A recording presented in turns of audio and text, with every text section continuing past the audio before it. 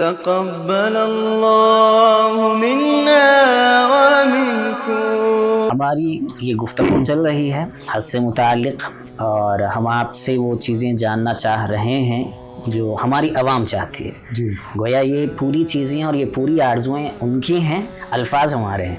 تو اس موقع پر ہم آگے گفتگو کا سلسلہ جاری رکھتے ہیں۔ ایک حدیث میں یہ بات بھی آئی ہے جس میں آپ صلی اللہ علیہ وسلم نے بات فرمائی کہ والحج المبرور لیس لہ جزاء الا الجنہ، کہ حج مبرور کہ اس کا بدلہ تو صرف جنت ہی ہے، صرف جنت ہی ہے۔ تو ایسے موقع سے آپ نے ایک عمل تو یہ بتایا کہ آدمی نیت کرے، اور نیت کی وجہ سے اللہ تعالیٰ اس کو حج کا ثواب ضرور دیں گے۔ یہ نیت کا دار و مدار اور نیت سے متعلق چیزیں بہت ساری عبادتوں سے ریلیٹڈ ہیں، لیکن ایسا کوئی اور عمل بھی ہے احادیث کے اندر یا سیرت کے اندر جسے یہ معلوم ہوتا ہو کہ بندہ اس کو کرنے سے اسے بھی حج اور عمرے کا ثواب مل سکتا ہو؟ جی جی بالکل،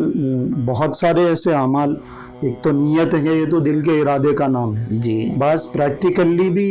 کچھ کام ایسے آپ علیہ الصلاۃ والسلام نے دیے ہیں، وہاں پہنچ کے تو بڑی مشقتیں انسان کو برداشت کرنی پڑتی ہیں۔ جی سفر ہے، سفر کے اخراجات ہیں، ایک جگہ سے دوسری جگہ ٹریول کرنا ہے، یہ تو بڑی بڑی چیزیں ہیں، بڑے بڑے کام۔ جی لیکن یہاں گھر بیٹھے آدمی صرف نیت کر لے تب بھی ثواب ہے۔ کچھ ایسے چھوٹے موٹے اعمال ہیں، تھوڑی سی حرکت پہ بھی اور تھوڑی سی نیت پہ اگر انسان یہ سوچ لے کہ میں یہ کام کو کرنے کا تھوڑا سا سٹائل بدل دیتا ہوں، تھوڑا سا میں اس کا بیک گراؤنڈ جو ہے تھوڑا سا اس کو چینج کرنے کی کوشش کرتا ہوں، تو انشاءاللہ اس پہ بھی ثواب ملے گا۔ جیسے ایک روایت میں آتا ہے، حضرت ابو امامہ باہلی رضی اللہ عنہ سے روایت ہے، حضور اکرم صلی اللہ علیہ وسلم نے ارشاد فرمایا من خرج من بیتہ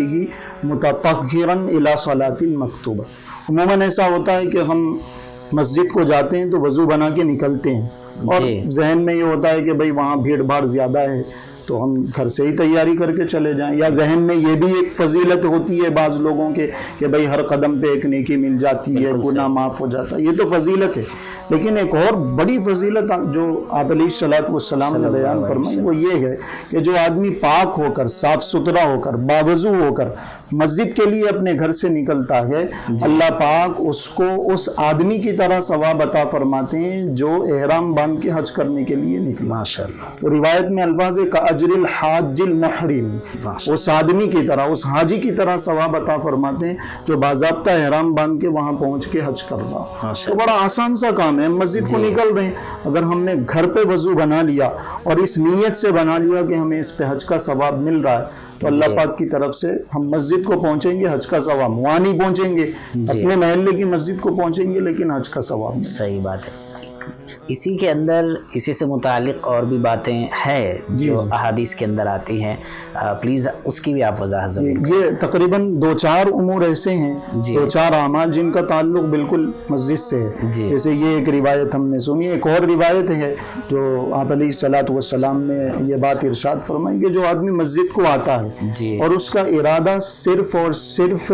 کوئی خیر کی بات سیکھنے کا یا سکھانے کا،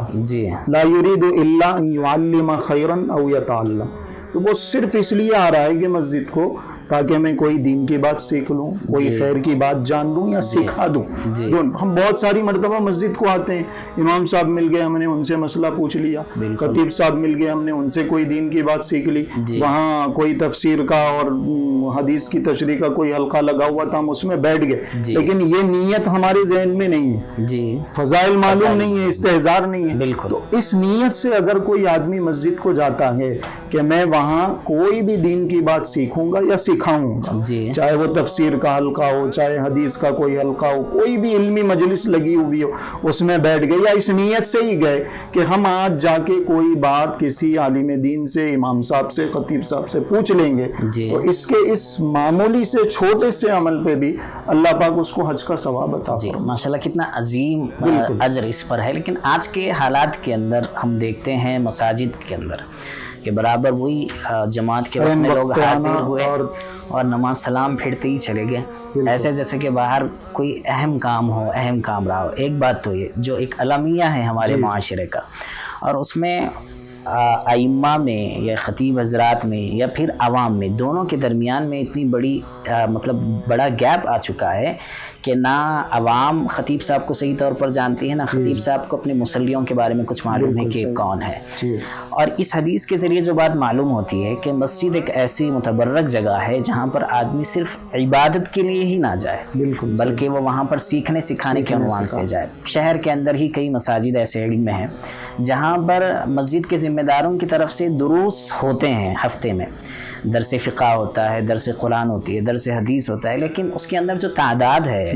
وہ بالکل معمولی سی، آپ یہ سمجھیے کہ 8 10، کئی بڑی مسجد ہو تو 15 20، اس سے زیادہ کی تعداد نہیں ہوتی. اگر اس روایت کو سامنے رکھ کر ہمارے سننے والے لوگوں میں یا جن کو اب تک معلوم نہیں تھا وہ اس ذہن کے ساتھ مسجد کو جائیں اور اس ذہن کے ساتھ نماز کے لیے جائیں اور نماز کے بعد میں ان دروس کے اندر شامل ہوں جس کے اندر سیکھنا یا سکھانا مقصود ہوتا ہے، تو انشاءاللہ اس سے بڑا خیر وجود میں آئے گا کہ بیٹھے بٹھائے آدمی گویا اگر ہفتے میں 3 دروس ہوتے ہیں کسی مسجد میں تو اس نیت اور اس ارادے کے ساتھ جائے گا تو یقیناً اس کو 3 حج کا ثواب کچھ سیکھ بھی لے گا اور ثواب بھی ملے گا. جی بالکل. بلکہ یہ تو میں نے 2 روایتیں سنائی ہیں، ایسی اور بھی 2 روایتیں جن کا تعلق مسجد سے ہی ہے. اچھا. آپ علیہ الصلوۃ والسلام نے یہ بات بھی ایک روایت میں ارشاد فرمائی کہ جو آدمی عشاء کی نماز اور ظہر کی نماز پابندی سے پڑھتا ہے اللہ پاک اس کو بھی حج کا ثواب جماعت کے ساتھ جو یہ روایت ہے. اور بھی دوسری ایسی روایتیں، بعض روایتوں میں یہ بھی آتا ہے کہ جو آدمی فجر کی نماز جماعت کے ساتھ پڑھے اور حتی تطلع الشمس، سورج نکلنے تک وہاں بیٹھا رہے، کچھ عبادت کر لے اور اس کے بعد پھر 2 رکعت نماز پڑھ کے آ جائے، 15-20 منٹ کا وقفہ ہوتا ہے، اس پہ بھی اس کو 1 حج اور عمرے کا ثواب دیا جائے. تو تمام اعمال ایسے ہیں جن کو مسجد سے جوڑا گیا ہے تاکہ ہر مسلمان سمجھے کہ مسجد کی اہمیت کیا ہے. واقعتاً وہ ایک پاور ہاؤس ہے امت مسلمہ کے لیے جہاں سے ایمانی حرارت اور روحانیت انسان کے اندر آتی ہے. اور جب آپ سے ہم نے یہ باتیں سنی اور ہماری عوام اور ہمارے ناظرین اس کو دیکھیں گے تو یقیناً ان کے علم میں اضافہ ہوگا انشاءاللہ. اور اللہ کی ذات سے امید ہے کہ وہ ان چیزوں پر عمل کرنے کی کوشش کریں گے. یعنی ہمارے عوام میں الحمدللہ اچھا جذبہ ہے کہ بھئی کرنا ہے، لیکن معلومات نہیں ہے، اور معلومات حاصل کرنے کے سورسز جو ہیں وہ آج کل گھٹتے جا رہے ہیں. یعنی اس کے بارے میں صحیح توجہ نہیں ہو رہی، اور اس میں ہو یہ رہا ہے کہ سوشل میڈیا پر ہمارا نوجوان طبقہ یا ہمارا معاشرہ یا ہماری گھر کی خواتین لگے ہوئے ہوتے ہیں. تو اس میں بھی ایک یعنی شوق یہ ہوتی ہے کہ اب بہت سارے اسلامک ویڈیوز آتی ہیں، کئی چینلز ہیں، لیکن وہ فائنڈ آؤٹ نہیں کر پاتے کہ کون سا صحیح ہے، کون سا اتھینٹک ہے، کس جگہ سے ہمیں بات لینا ہے. تو الحمدللہ آپ نے بہت اچھی بات اس موقع پر بتائی. اللہ تعالی ہم سب کو جزائے خیر عطا فرمائیں اور خصوصاً آپ کو. جزاک اللہ. اللہ اکبر اللہ اکبر وللہ